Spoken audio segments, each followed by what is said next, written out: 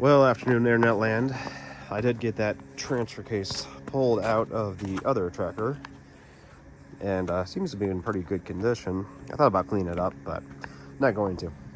Anyway, I feel a little terrible today with some kind of disease I got over the holidays, so probably not going to pull the old one out today, but I will at least start pulling the interior apart, the shifter, and all that stuff, so I can pull it out hopefully tomorrow. So gonna get in here. These aren't bad to take out, so we'll get cooking on that, and hopefully this is easy peasy. Well, so I got this all out. Figure I'd just show you real quick too. This is gonna be the new yoke that actually came off this transfer case. That's gonna go back in here. If you're curious, the front and rear yokes are different. The rear has far lesser splines than a front will. So anyway, this is the donor transfer case with donor yoke. It doesn't slide on nearly as nicely as the front one does. We do have a new seal here for this as well, and then we do need to reuse the two-wheel drive shaft that came with the tractor because it's shorter. It actually, I have no idea what the length difference is, but this is the two-wheel drive transfer case drive shaft, which we need. So we've got a new U-joint on the way. These U-joints are very small and not super common. They're not like a Jeep. So we got a new one of those on the way to plop in here. So we'll get this sucker in there. I said there was one difference I read about, was that the speedo gear is different between the manual and automatic. So we'll have to compare these two once I get the other one out tomorrow, ideally. I was hoping to make a very detailed video about all the nitty gritties about pulling this out, but you need a 10, you need a 12, and a 14 mil. Very simple to pull out other than the one bolt, which I do show you in this I joked video. about a bolt in here being the bolt from hell, and it is. And it's worse on the manual because the manual has your shifter over where the bolt's at.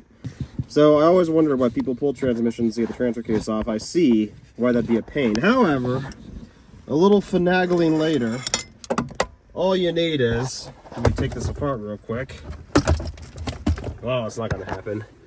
We got our 12 mil quarter-inch drive to 3/8 to half-inch on a pivot on another 12-inch extension.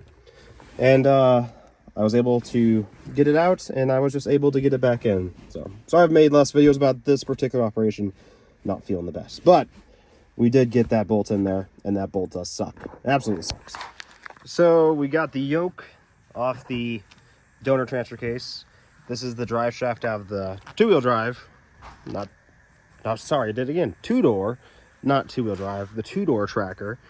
And then I wanted to get a new U-joint, and I ordered one, but it won't be here until Wednesday because these aren't common and I live in the middle of nowhere.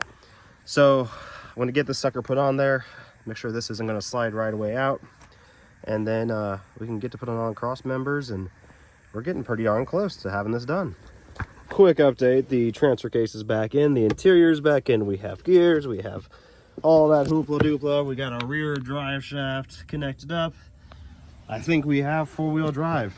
So my next step, and hopefully only one more left after this, is I'm taking out this broken radiator, an AC condenser, and putting this whole unit in there because the electric fan was hitting the AC condenser as well. So that's what we're doing. I was just kind of figuring out what pieces need to stay here. They are fairly modular, which is nice, so just cook along. All right, so the new used radiator is in, AC condenser, electric fan, all is plumbed up and should be good to rock and roll. It actually bolts down no problemo despite the wreckage, so happy to hear that. And the fan is clearing no problem as well. So we're gonna get this thing filled up with coolant, let it burp for a little while, and I guess we'll take it for a drive. And with that said, we can take the lost type mechanical sticker off. Of course, the Copart stickers are great at just coming apart in pieces. So we'll just cover that up for now. Because she's fixed and has rear, front, all the wheels of driving. So pretty awesome, very happy with it. We have come to a point, this is another day, that's why I sound better. But the frame on this is a bit more mangled than I was hoping. You can kind of, well, you can definitely tell it's a bit this way, and obviously was jabbed in pretty good. And that's kind of stopping the motor sitting correctly and the transfer case sitting correctly and all that jazz. It is running and driving okay. The alignment's obviously not great. I did get the steering wheel straightened out because I had to unbolt the steering rack from the actual steering shaft going up to it. So the steering wheel is straight on it, but it does want to pull. I haven't gone more than 20 miles an hour in this thing, to be honest with you, nor do I really intend to. But my plan is, if we get down here, basically from this pole forward, cut that and have one of my buddies re-weld a new bit of framework on this side, and we'll probably end up replacing this cross member as well. We'll see how the other one looks. I haven't even talked to him about this yet. We'll see if he wants to do it. I got a couple buddies I could think that may be able to. I don't think it'd be the hardest thing on earth. That could just be me justifying what I want to pay him. But you can see this body mount's a little jacked up too. Of course, when this got hit, it dragged the whole body in, and that's stopping me getting the rest of the body pulled back out.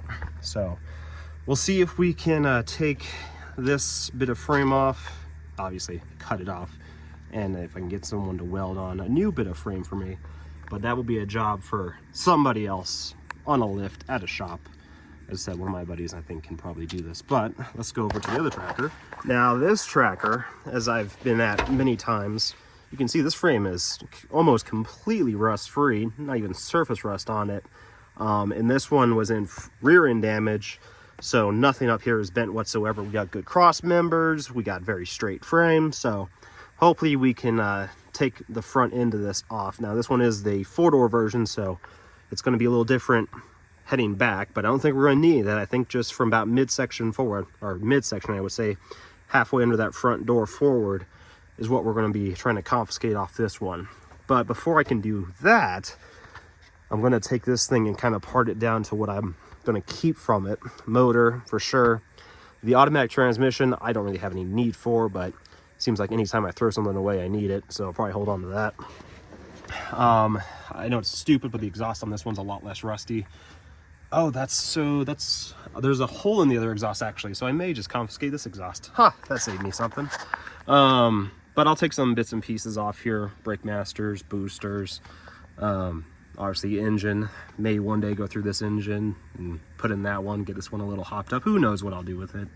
Of course, the transfer case is now in the other tracker. We'll take some interior pieces too, just basic stuff. I mean, I don't think these seats are really worth anything, but you know, gauge cluster, climate control stuff we'll keep. We'll see what we want to take from this guy here, and the rest of it will just end up throwing away. But that is where we ended. As you see, she drives now.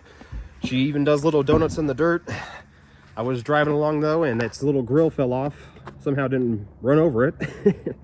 But yeah, I'm very happy with where we got over these 3 days here, and we're gonna keep doing more. I wouldn't say we're not gonna have another video up tomorrow, do anything too crazy, but definitely going forward, that's gonna be our plan to get the frame straight. And we also do have a pretty terrible squeak coming from one of the accessories. I don't know if it's the power steering pump. I think it is, but we need to get a new pump on there, and we'll see how great we can make it.